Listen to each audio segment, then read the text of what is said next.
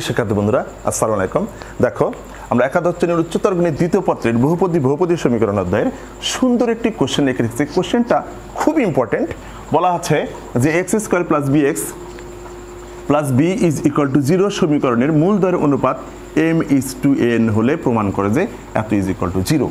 তাহলে আমরা বুঝতেই পারি যে ছোট থেকে আমরা একদম 6-7 থেকে পড়ে আসি যে যদি কোনো অনুপাতকে ছাড়াতে চাই এই অনুপাতের সাথে কিছু গুণন করে আমরা কি করি, যে কোনো একটা চলক কমন একটা চলক গুণন করে অনুপাতটাকে কি করে দেই, সরিয়ে দিই। তারপরে ওই এক্স এর মান অথবা যাই যে অক্ষরটাই ধরি ওইটার মান ওখানে বসিয়ে দিয়ে অনুপাতটাকে সরানো যায়। ঠিক আছে, সেই অনুযায়ী আমরা কি করব যে এই সমীকরণের দুইটা যে মূল আছে এই মূলটা ওর সাথে গুণন আকারে ধরে নেব। ঠিক আছে, তো ধরে নিলাম যে একটা মূল হচ্ছে আমাদের আলফা, কমন একটা অক্ষর ধরে নিলাম। তাহলে যে আচ্ছা এভাবে শুরু করি, সলিউশন যে প্রদত্ত সমীকরণ কেমন আছে, যে বন্ধুরা একটু ভালো করে লক্ষ্য করো, A X square plus B X plus B is equal to 0 এই সমীকরণটা দেওয়া আছে। এখন যে ধরি সমীকরণের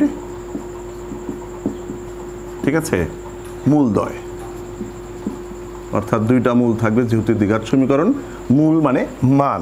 ঠিক আছে, তাহলে দুইটা মূলদ্বয়, একটা হবে মনে করো যে এই এম আলফা আর আরেকটা ধরলাম এই এন আলফা। ঠিক আছে, এখন আমাদের দ্বিঘাত সমীকরণ যদি গঠন করতে হয় আমরা সূত্র জানি যে এক্স স্কোয়ার মাইনাস মূলদ্বয়ের যোগফল ইন্টু এক্স প্লাস মূলদ্বয়ের গুণফল ইজ ইকুয়াল টু 0।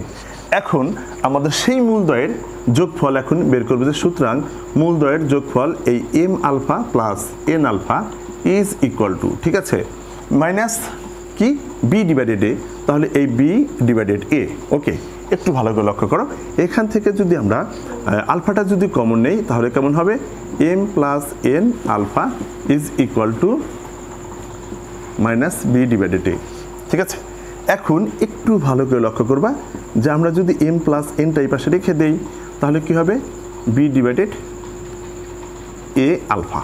ঠিক আছে, এরকম রেখে দিলাম।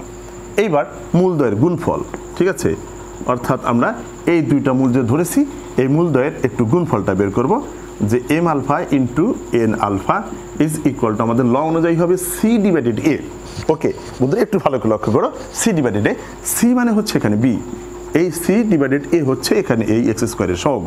এবার একটু ভালো করে লক্ষ্য করো যে মনে করো যে এইটা যদি আমরা মাল্টিপ্লাই করি গুণন করি M N alpha square is equal to কী হবে, বি ডিভাইডেড এ। ওকে, এইবার আর একটু যদি অগ্রসর হই আমরা পাবো যে এই M N is equal to B divided A alpha square, এটা ওই পাশে নিয়ে গেলাম। অর্থাৎ এই আলফা স্কোয়ারটা কি আছে বন্ধুরা একটু ভালো করে লক্ষ্য করো যে এম এন এর সাথে ইন্টু আকারে আছে, ইন্টু আকারে থাকার কারণে আমরা যখন রাইট সাইডে ওটাকে মুভ করাবো তখন ওটা আমাদের কি হয়ে যাবে, হর হয়ে যাবে। সেই হর হয়ে গেল। এখন আমাদের এইটা দিয়ে আমরা কি প্রমাণ করব, 0টা প্রমাণ করব। ঠিক আছে, একটু ভালো করে লক্ষ্য করো বন্ধুরা যে আমরা লেফট সাইডে চলে যাব, যে এখন লেফট সাইড কি আছে, M divided N plus N divided M plus B divided A. ঠিক আছে, এবার আমরা কি করব, সুন্দর করে যার যার উপর রুট তার দিয়ে দিলাম, এই যে দিয়ে দিলাম। ঠিক আছে, একটু ভালো করে লক্ষ্য করো বন্ধুরা, অঙ্ক অনেক অনেক ইজি যদি একটু বুঝতে পারো। দেখো এরকমটা, ওটাকে ভাঙলাম না, ঠিক আছে, ওটাকে ভাঙলাম না, কিন্তু এগুলাকে কি করলাম, সুন্দর করে ভেঙে দিলাম। ভেঙে দেওয়ার পরে এখন আমরা কি করব, একটু লসাগু করি। লসাগু হবে যে মনে করো যে এই এম এন, ওকে, রুট ওভার এম এন। এবার আমরা মনে করো যে এটা ভাঙায় আছে, এখন এই রুট ওভার এন দ্বারা যদি এটাকে এই রুট ওভার এন দিয়ে যদি এটাকে ভাগ করি, রুট ওভার এন কেটে যাবে, থাকবে শুধু কি আমাদের রুট ওভার এম। এই রুট ওভার এম যদি এই রুট ওভার এম এর সাথে গুণন করি তখন হয়ে যাবে কি রুট ওভার এম স্কোয়ার, অর্থাৎ কি হয়ে যাবে যে এরকম হয়ে এই যে এরকমটা হবে। ঠিক আছে, তারপর এরকম এই যে এরকমটা হবে, তারপরে এখানে যা আছে তাই থেকে যাবে। ঠিক আছে বন্ধুরা, একটু ভালো করে লক্ষ্য করো। দেখো তারপরে এখন আমাদের কি হবে, যে এইখানে স্কোয়ার রুট কেটে শুধু এম আর এখানে শুধু এন থাকবে, আর এই রুট ওভার এই এম এন রয়ে গেল। ওকে, এবার দেখো যে রুট ওভার এখানে যেমন আছে তেমনই থাক। ঠিক আছে, এইবার একটু খেয়াল করো যে এই যে এম প্লাস এনটা, এই যে এখানে যে ভ্যালুটা অর্থাৎ যে সিস্টেমে চলে আসলো, এখন এম প্লাস এন এর ভ্যালু কত বের করে রাখছি, minus B divided A alpha, ওখানে পুটিং করে দেবো। আর আমরা এই এম এন এর মানটা এখানে বের করে রাখছি যে B divided A alpha square, এখানে এই মানটা বসিয়ে দেবো। ঠিক আছে, তাহলে দেখো বসিয়ে দিই। এখন যে বসাবো এম প্লাস এন এর মানটা হবে minus B divided A alpha, আর এখানে যদি পুটিং করে দিই তাহলে হবে যে B divided A alpha square. ঠিক আছে বন্ধুরা, একটু ভালো করে লক্ষ্য করবো। হ্যাঁ, দেখো যে অনেক সুন্দর অঙ্কটা মিলে গেছে। এবার এই পর্যন্ত আমরা আসলাম, আসার পরে এখন এই পাশে একটু আমি সলিউশনটা করে দিই। যে দেখো এখানে মুছে দিলাম বন্ধুরা,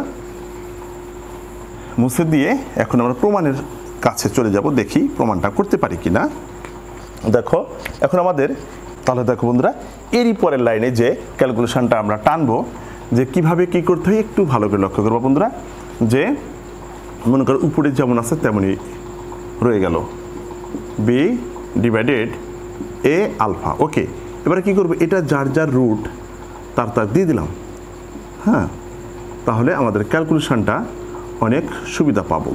ঠিক আছে, আর এইখানে যেমন আছে তেমনই থাক, এরকমটা আছে। ঠিক আছে বন্ধুরা, একটু ভালো করে লক্ষ্য করো। এবার নেক্সট লাইনে যে কাজটা করব একটু চোখ রাখবা, যে এরকম আছে মনে করো এই minus B divided A alpha. ওকে, এবার এই ভাগ চিহ্নের জন্য একটা গুণ চিহ্ন দিলাম, দিলে কি হবে, আমাদের এই নিচেরটা উপরে উঠে যাবে আর উপরেরটা নিচে চলে আসবে, প্লাস এখানে যেমন আছে তেমনই থাক। ঠিক আছে, এইবার নেক্সট লাইনে যে কাজটা করব আমরা, B divided A alpha cross চিহ্ন। এইবার এই স্কোয়ারটার রুট, স্কোয়ার এই আলফার উপর যে স্কোয়ার আছে স্কোয়ারের রুট কেটে আলফাটা কি বাইরে বের হয়ে আসলো আর এর ভিতরে রয়ে গেল। ঠিক আছে, একটু ভালো করে লক্ষ্য করো বন্ধুরা, দেখো যে অঙ্ক অনেক অনেক অনেক ইজি।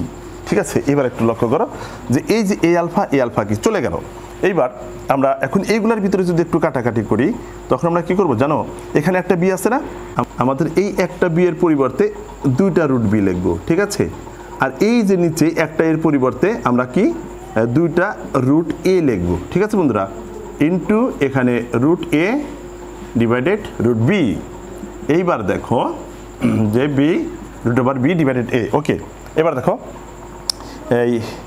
এই একটা রুট এ একটা রুটে কাটা গেল, এ একটা রুট বি কেটে গেল।